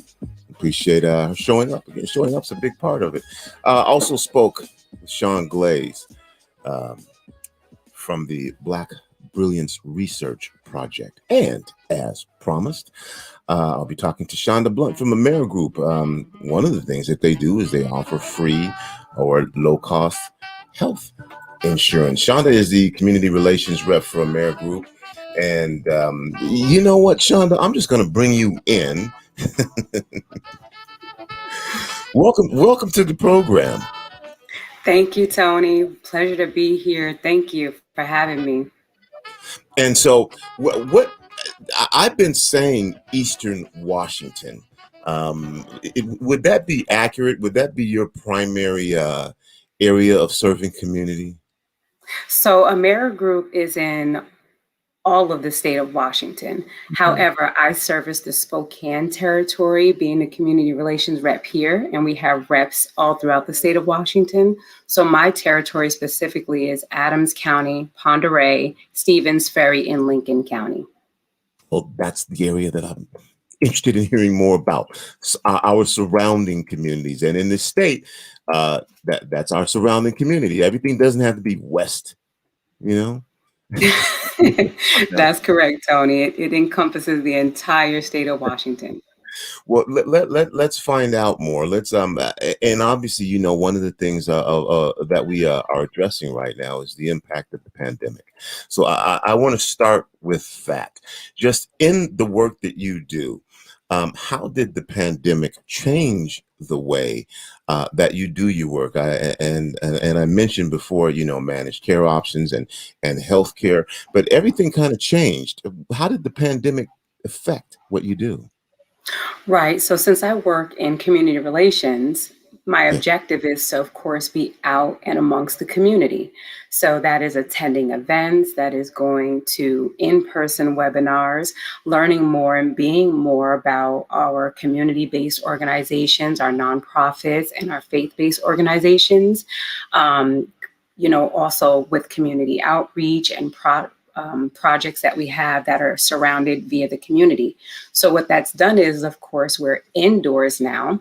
So our leadership team, they downloaded all of our Amerigroup members, and we've called and are calling all of our members, and especially members that identify with mental health, behavioral health needs, and we're connecting them to resources in the community, and be it for food banks, for clothing banks, for ways to have non-emergent or emergent transportation, for jobs, for housing. So we're just doing our work now indoors. And the things that you just mentioned, the transportation, the housing, and though we've increased our listenership exponentially in the Spokane area, folks who are listening from all around the state aren't necessarily connected. So it may be something that you're familiar with, but can you tell us, based off of your clientele, the folks who you work with, what happened over there, what's taken place, how the pandemic has impacted the people who are needing those services? Has it gotten worse? Has it gotten better? How are people doing over there with a number of the different things that you just talked about, everything that you just talked about? So what it's done, Tony, is actually driven people, of course, more indoors. So it's more challenging to reach people when they're not readily available to you. So we are relying heavily on our public partners to be able to have us to gain access to those people that are in need. So these people, our community, they are suffering in the ways that they don't have a way to get to the doctor's office, for the offices that are providing in-person services and not just web-based doctor visits. So, and people are scared. They don't want to go out. They don't want to be a part of what's going on in the community because they're scared of this disease. They're scared of this virus, and information is not being as thoughtfully made available to them. Information about the vaccine. So our patients, our clients, our consumers, they're staying in and they're staying away, and they're unfortunately they're hiding out a bit. And we're trying to just stay in contact with them the best way we know how, which is through our public partnerships. So amazing that you're allowing us to have this platform to be able to reach more people that we might not have access to. Wow. Boy, what are we going to do? It's a lot, Tony. It's a lot. I know that you were in a conversation with me when we were talking about vaccine distribution and trying to organize folks statewide. And I know that may not necessarily be your lane, but that's where we're at right now. We have the vaccine, and we talk about this dissemination of information and how it gets, from 30,000 feet to the grassroots level, where people are being impacted. And now we're shifting, and when we're not shifting, we're still dealing with the pandemic, and we're dealing with variants of the pandemic, potentially mutations of the pandemic, and the vaccine, but the vaccine is not as available as everyone would have hoped it would have been, even though there was some hesitancy initially on whether folks would want to take this. Do you have information on well, let's start with this, on whether the community that you're in even wants the vaccine, wants to take the vaccine? Have you noticed whether there is an interest? Because in a lot of areas, there's just not, and even in Eastern Benton, Franklin, it's not enough vaccine. So unfortunately, Tony, this pandemic has affected our Black community disproportionately, and our minority communities. I mean, even the CDC was sued by the New York Times just to get infectious rates on race. Even some medical professionals thought that Black people were, somehow immune to this disease just because of the melanin of our skin. However, those things are unfounded and not true. But I think being in this community where I'm at, the numbers are growing as far as wanting to be able to take this vaccination. And a lot of it can be attributed to healthcare providers. They really are providing real-time information. They are sharing that information with their patients, and patients are being receptive to that because healthcare providers are trusted individuals. They are providing that information on a patient to doctor kind of platform. So they're not only are they trusting them, however, just as you spoke to the shortage. So there's this entity and then there's this need. So it becomes how does everyone access this need? The best way to do it is to, first of all, see if you're eligible to receive this kind of tier 1 advantage, which is for which is to take advantage of, those tier one, so healthcare providers, frontline workers, and to find out where you fall at in that. People are unfortunately being deceptive so that they can get the vaccine ahead of those folks. So we want everyone to be, safe and to be healthy and to get this vaccine, but let's just do it in decent and in order. So, but people here, the traction is growing, especially our Black community. The traction is growing, the need is growing, and prayerfully as the need grows, so will the quantity and the supply of the vaccination will become more readily available. That's also at vaccination sites, clinics, doctors' offices, and hospitals. Well, I guess the good news in this part is that you say that there is a trust growing between healthcare providers and the community. I guess that would be the good news. And so here in Seattle, we're experiencing a shortage of a vaccine. More people want the vaccine than there is vaccine available. Is that the case in Adams County and other areas that you work with as well? Absolutely. The need is definitely outweighing the supply. However, I think if the need continues to grow, then that supply would prayerfully begin to grow. That's nothing that any one person can do. That just has to come from those that are supplying the vaccine right now, which is Pfizer and Moderna. Those are the ones that are kind of making this particular vaccination. I do hear and have read from the CDC that there should be another one coming, which will be a one-time application. So that's promising as well, Tony. Yeah, and I'm actually, when we're done, I'm actually going to be talking about that, the Johnson & Johnson vaccine. That is correct. A one-shot deal, and I believe it's being reviewed probably as we speak. It is just great to get this information, Shanda, about against surrounding communities and for your community as well, and for them to hear what's going on over here. We have open, honest, frank conversation on Rainier Avenue Radio. That's how we get down.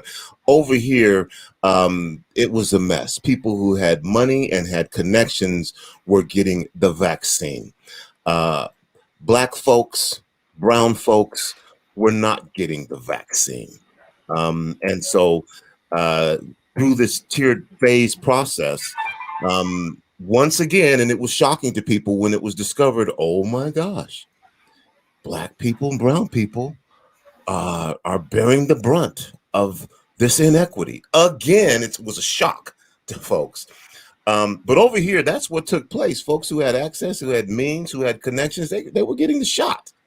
And other folks weren't. What's going on over there? Are you experiencing similar things, or do you have some different news to share with me? Tony, unfortunately, Spokane area is not as diverse as the King County, Seattle area. However, it still is the truth that, it was an inequitable situation. That was when test sites were made available, when vaccines were made available, and materials in real time were made available as well. But I want to say this, in order to take charge of anything, you have to be in the know and you have to want to know. If you don't want to know, then you will stay in the shadows and stay silent. So if you feel like there's something going on, or you feel like there's something that you need to know, then you need to seek and go after those things. And maybe that's just from my perspective. I don't know. And maybe everyone doesn't see it that way. But we can't just blame it on money and means, because insurance is covering this vaccination as any other preventative measures. And that means if you're on a state plan, or if you're on a private plan or an HMO plan, your plans are covering this vaccination. So should be any hesitancy on whether or not you having to pay for it or not. It's just making sure that you get the information that you need so that you can move forward with what you need to move forward with. It's not as prevalent here in this community, in this area, Tony, but it is happening, and it has happened, unfortunately. You're listening to Rainier Avenue Radio World. It's me, Tony B. This is our special broadcast of the impacts of the coronavirus on South Seattle and surrounding communities. We've been doing this since, well, we started off on March 13th, and I had no idea that we would be continuing to do this. And not only would there still be a need, but the need has increased. And now that we've got the vaccine, again, that's thrown something else into the game. And what I'd like you to address here, because of your work in, managed care and what people call Obamacare and the health industry, folks here that they're for Black community members, they may not want to take the vaccine. And we know that health disparities exist. So from your perspective, explain that, because some folks may not understand. Well, why wouldn't you want to take the vaccine?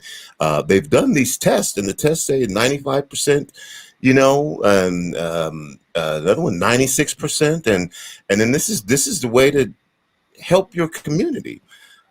What do you say to that? I would say, Tony, is just step outside of what you hear. Step outside of, well, I heard, well, she said. Go and get the information for yourself. Seek that information for yourself. And if you don't know, then have someone go with you so that you're getting the correct information that suits for you and for your family. Because my question would be is, why would you go get a flu vaccination? Why would you go get polio vaccination? Why would you get the measles, mumps, and rubella vaccination? Chickenpox. I mean, why would you get any of those vaccinations if you didn't feel that they contributed some way into overall health? We want to remain protected for ourselves, for our family, and our community. So the best way to do that is, if you're led to, is to get this vaccination so that we can start to eradicate this disease. It's running rampant through our Black community, our minority community, our BIPOC community, and every other community the same way. It's affecting myself as it is affecting my neighbors, and it's affecting us here in Spokane area as it is to the Seattle King County area. So this disease doesn't have a preference of state line. It doesn't have a preference of color. It doesn't have a preference of height. It has a preference of it's a disease, and so you can contract it. So the best way to eradicate something is to take those necessary measures to prevent that from continuing and to continuously happen amongst the community. It's to just to get smart and to get learned about what's going on. And what is your understanding that you would share to folks about why people would be hesitant? Why they say, well, just do what Shanda just said. What's the problem? Well, Tony, we sometimes stem from fear. We sometimes stem from histrionic, unfortunately, oppression. So is if my mom didn't do it, I'm not going to do it. If my grandmother said don't do it, I won't do it.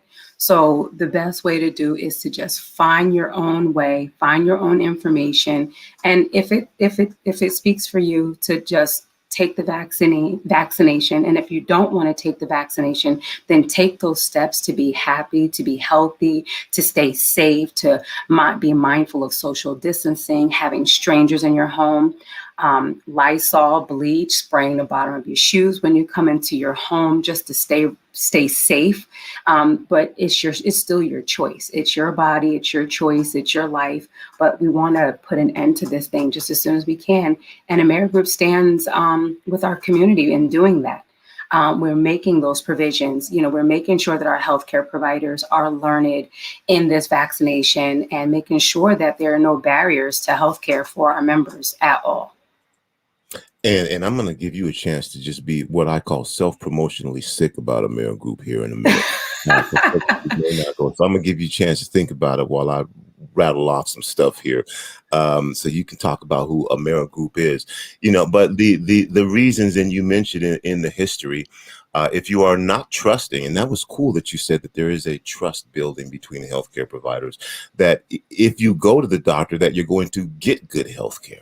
You're less likely to go. If you go to the doctor and you don't, you are treated as though somehow your pain is you should be able to endure the pain because you are Black. Again, we know the historical reasons, that the Black folks have been experimented on and for medical purposes, and all of these things, and including the mental health issues as well that in the Black community that often aren't talked about or discussed. But there are historically reasons why there is a lack of trust. I don't know if the number's still the same anymore, but I know that 25%, at one point, 25% of Black folks died waiting for health care.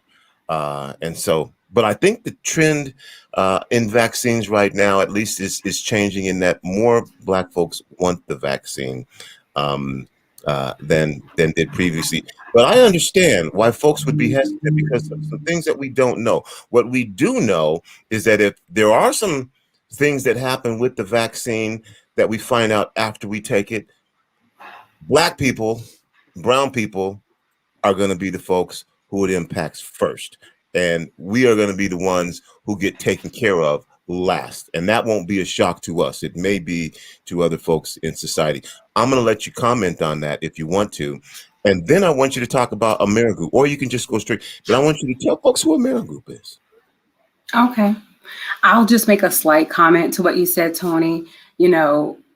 Black, brown, people of minority, our people of color. We just have to stay informed and stay in the know. That's kind of my plug on that. Is just if you know, you can grow, you can do better, and you can just be empowered. So as far as who Amerigroup is, and to not be super long-winded because we can be on. do your thing right now. Let's find out. Okay, I would do my thing, but I love Amerigroup. I love what it stands for.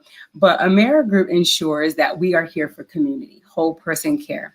I mean, from sponsoring powwows, vaccine clinics, instrumental in bringing mother-baby shelters to life, providing meals, volunteering, sitting on boards that take and make positive change within our community. And we are not just breaking barriers, because something that's broken can be fixed, but we change the barriers and we try to be as forward-thinking as possible in our access to healthcare. But we are the only managed care option that pays for adult eyeglasses ages 21 to 64. We pay up to $100 on that benefit. We also are the only ones that pay for Costco membership. We have a $50 gas card that's available to our families. That's for non-emergent transport. We have an Uber or Lyft benefit. We pay for car seats for our members for children under a year old. And we want to make sure that our access to care is not only talked about, but it's real and it's obtainable. And we just want to know, we want our community to know, our family to know that everyone deserves to have a medical home, that we go beyond just providing access to care, but we include the services and supports that people need to live their most healthy life. So that's why our community, our Amerigroup family, we're passionate about what we do, making a difference, and we build those relationships with our providers and our advocates in our community and our national organizations, who share in our commitment to addressing healthcare disparities and improving those outcomes. So that's who Amerigroup is. We embody every person, whoever they are, what they are, as long as they come with that need and they have those certain eligibilities, we want to make sure we provide that for them. And also, just to kind of clear up the kind of misgivings, is Obamacare is through that is the insurance that you get if you can't qualify for Medicaid. So Medicaid is a state program, and Obamacare is a plan that you can get when you don't qualify for standard state Medicaid that you pay a small premium for. And Medicaid is something that you're eligible for if you're income eligible and also citizenship eligible. So having Medicaid means you have zero cost to you, doesn't cost you any money for medical, vision, or dental, or prescription needs. So having insurance is huge. It breaks that access and it allows you to go see your doctor, to go get checked out, to get the medical necessity, things that you need to get taken care of. So that's what Amerigroup stands for. We're a whole person, every person, all person, no matter what. So that's what we want to change. That's what we want to change. We don't want to break anything. We want to change how healthcare is looked at. And see, that's why I wanted you to come on the program, and I wanted you to say Thank you so much, Tony. Thank you so much. What a my blessing. guest again is Shanda Blunt, Community Relations Rep for Amerigroup, and you've been doing this for what, 3 years? Yes. Kind of the description is a form of case management, community engagement, but mainly making sure to build relationships in the community and nonprofit organizations, community-based organizations, and faith-based organizations. And you do this in 6 counties in the Spokane area. Spokane, is it pinned or real? Is that how you say that? Pinned? Pend Oreille. I know. When I first moved here to Spokane, it's Pend Oreille. I know. Pend Oreille, Lincoln, Adams, Ferry, and Stevens counties. So just in celebration of Black History Month, a round of applause for you doing your thing. Woo, thank you so much. Thank you. Thank you. I do want to give, well, I want to give you an opportunity for final words here, but why do you do this work? Before we get to that, and I don't want to rush you, but I do want to get that in there before I give you a chance for final words. Why do you do this work? You know, I have such a heart for community, for families, for individuals to not just, and not to be sappy and kind of cliche, but I love what I get a chance to do every single day because I change lives. I know that I do because that's the feedback that I get. If I tell someone, you know what, you qualify for insurance, and they go, are you serious? I haven't seen my doctor in 5 years. That's what I do. When a child that has a cleft lip and they can go to Seattle Medical and get their child help because they've been turned down by other forms, guess what? That's what I do, So that's every single day. My team, myself, my Amerigroup family, my community, this is what we get to do every single day is change lives every day. And I don't wake up fatigued from that. That gives me joy. All right. I want to give you an opportunity for final words. Anything that you'd like to say to your community, to any community, whatever you like. You can just give a birthday shout out if you want to. Well, my birthday is March 15th, so let's shout out for us Pisces out there. Yes, please and thank you. So, but I just want to make sure that our Amerigroup family, our clients, our consumers, our customers, that they know that they're going to get real-time information from us. I want to make sure that I'm showing up in my community to provide those answers, to build trust, to elevate and progress my community, and to empower my community. And it's just my prayer that we as a Black community, but as a whole, stand in solidarity, acknowledgement, and in truth. And I'm just so thankful and so grateful. Thank you so much. And thank you. You're listening to Rainier Avenue Radio. As a matter of fact, Shaun, before you go, I'm about to give some information here on what we're doing for Black History Month. So if you want to hang out for a minute, you can hear. Absolutely. It'd be my pleasure, Tony. Rainier Avenue Radio is presenting a very comprehensive and holistic Black History Month, what we call celebration and education of the Black experience of being here in America, rather than just putting everything into one event. We put everything into multiple events. So a little bit later on today, you'll have the opportunity to hear from our Northwest Pioneers and Legacy Builders series. Dawn Mason, former 37th District Representative, will be sharing information about her journey. Bernie Foster, founder of the Scanner newspaper, Black Media, will be joining us. Elmer Dixon, the co-founder of the Seattle Black chapter of the Black Panther Party, will be joining us. Eddie Rye Jr., founder of the MLK Organizing Coalition and the driving force behind getting the name changed, MLK County, excuse me. Yeah.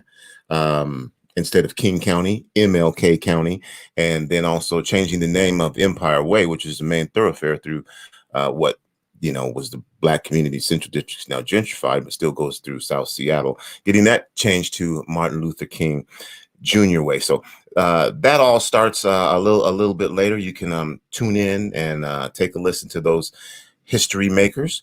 And then following that, we will have our Friday film night, which is where we will show Black independent films.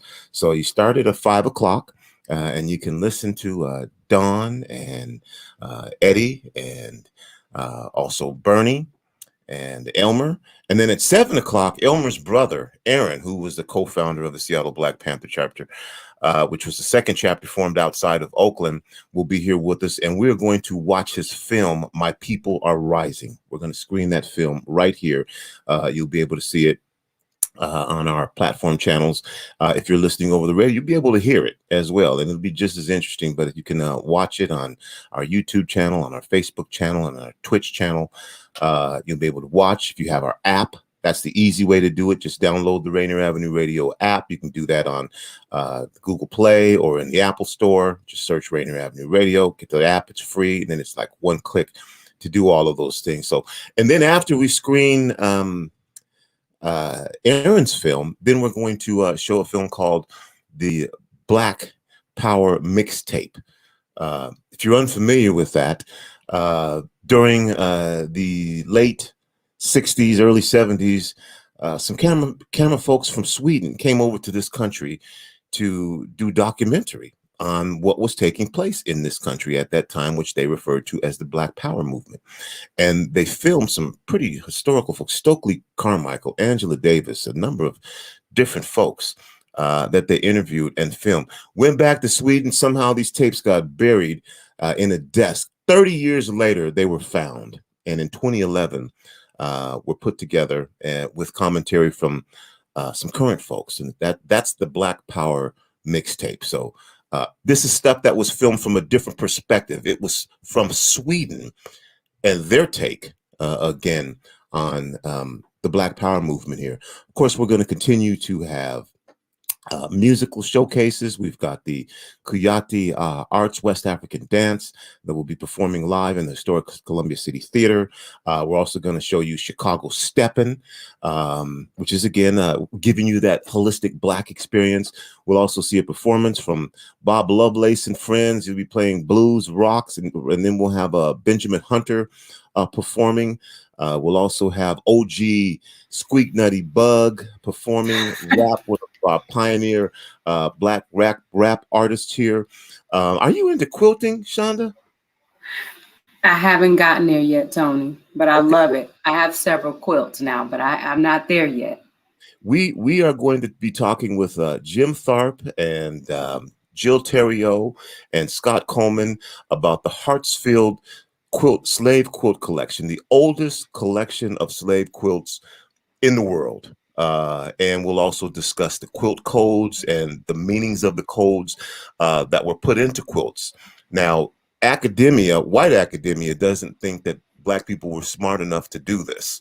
But as a group of folks who know our oral tradition and have this passed down as far as quilting concerned, we know it to be true. And then the other thing about it is, of course, you didn't write it down. You would have been killed.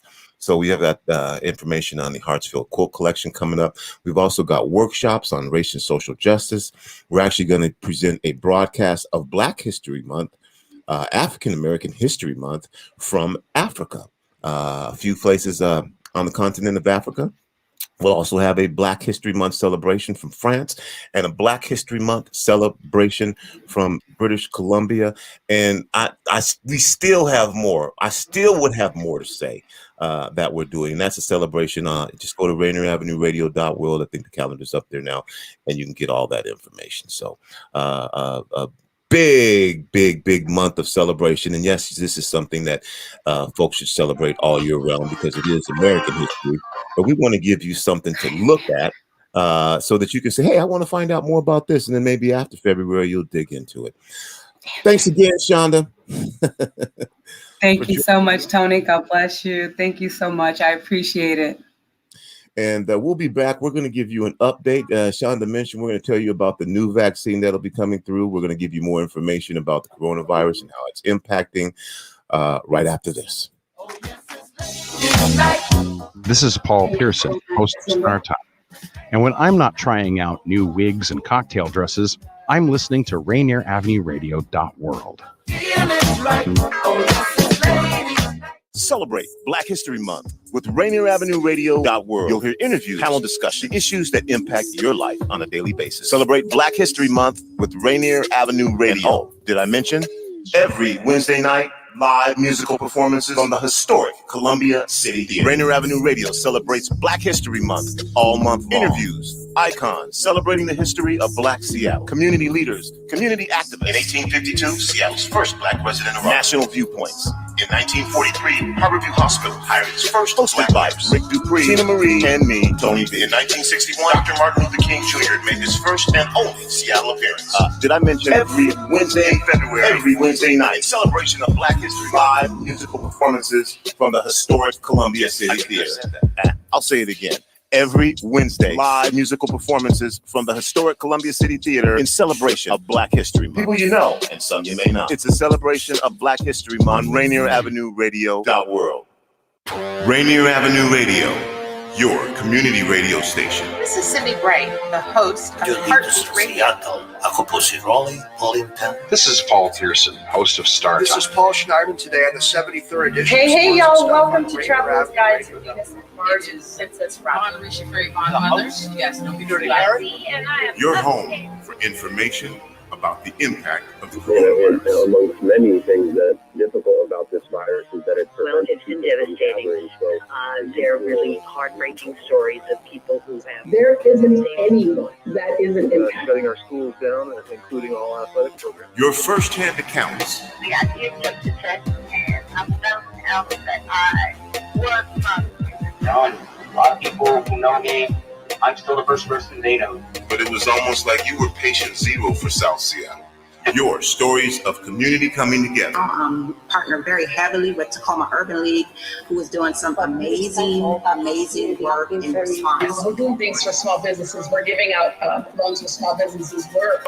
And so I think it's very important that we have leaders who feel. I cannot tell you, we're calling 20, 30, 40 members. This crisis in our community, we've been working to address it. Rainier Avenue Radio, broadcasting 24 hours a day, 7 days a week. DJ Dirty John. Karen Z with Rainier Avenue Radio. This is Sergio Cool. Rainier Avenue Radio.world. Rainier Avenue Radio.world.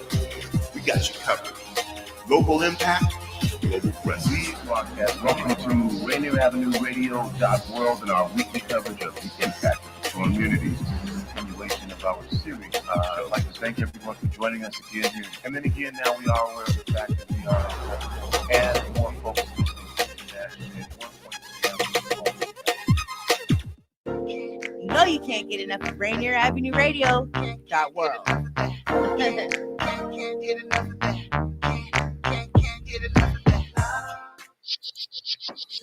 Welcome back to Rainier Avenue Radio.world. Again, thanks to our guest, Shanda Blunt. Thanks for joining from Amerigroup. Also, Shaun Glaze from the Black Brilliance Research Project. Thank you for joining us. And mayoral candidate and current City of Seattle Council member and president of the City Council, Lorena Gonzales. Thanks again for joining us. And Lorena will be with us on Wednesday night when we hold a town hall meeting to discuss the violence in the parking lot of the Safeway at Rainier Beach. Also joining us will be the owner of the liquor store, the owner of King Donuts.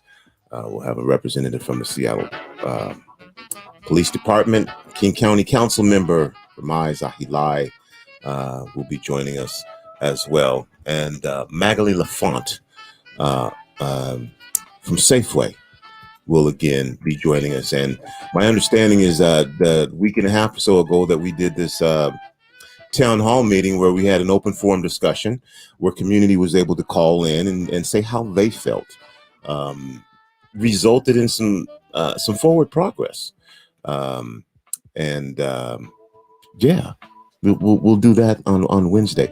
But if you were just listening to Shanda and I talk about vaccine distribution, and she mentioned another vaccine coming along, yes, indeed, that is about to happen. Johnson & Johnson filed for vaccine authorization. And so that means they filed an application with the U.S. Food and Drug Administration, the FDA, for an emergency use authorization. That's called an EUA, all these acronyms for stuff, for the COVID-19 vaccine. So yes, Johnson & Johnson has filed an application with the U.S. Food and Drug Administration for emergency use authorization for its COVID-19 vaccine. Johnson & Johnson announced last week that Phase 3 of the clinical trials of nearly 44,000 people showed that its single-dose vaccine, so that's the difference. This is going to be a single-dose vaccine, appeared to be 85% effective against severe coronavirus illness, and that there were no significant side effects from the vaccination. So I'll say this again. Johnson & Johnson has applied for an application with the United States Food and Drug Administration for an emergency use authorization for its COVID-19 vaccine. The phase 3 clinical trials of nearly 44,000 people showed that its single-dose vaccine appeared to be 85% effective against severe coronavirus illness, and that there were no significant side effects from the vaccinations. Now, an independent FDA panel will review the data from Johnson & Johnson's clinical trials and hold a public meeting on February 26th, which is coming up. So again, that date is February 26th to discuss whether to grant the authorization. And an independent panel now is going to review this, and there will be a public meeting. I don't know how to access that yet, but maybe we can get that information for you. Now, if the FDA grants the EUA, which is again emergency use authorization, an advisory panel for the Centers for Disease Control and Prevention would then meet publicly to recommend how the vaccine should be used. And if the vaccine is authorized, it would join vaccines that we have out there right now, but produced by Pfizer and Moderna, which are already being used to vaccinate numbers of Americans. The Johnson & Johnson vaccine differs from those two products, though, in that it only calls for one shot, and it can be stored in a conventional refrigerator as opposed to the 2 shots and the colder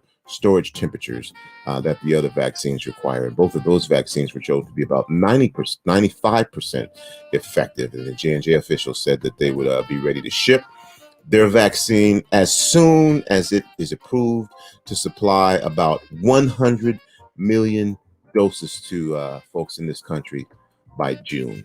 So that's coming up. Now, the COVID-19 vaccine developed by AstraZeneca and the University of Oxford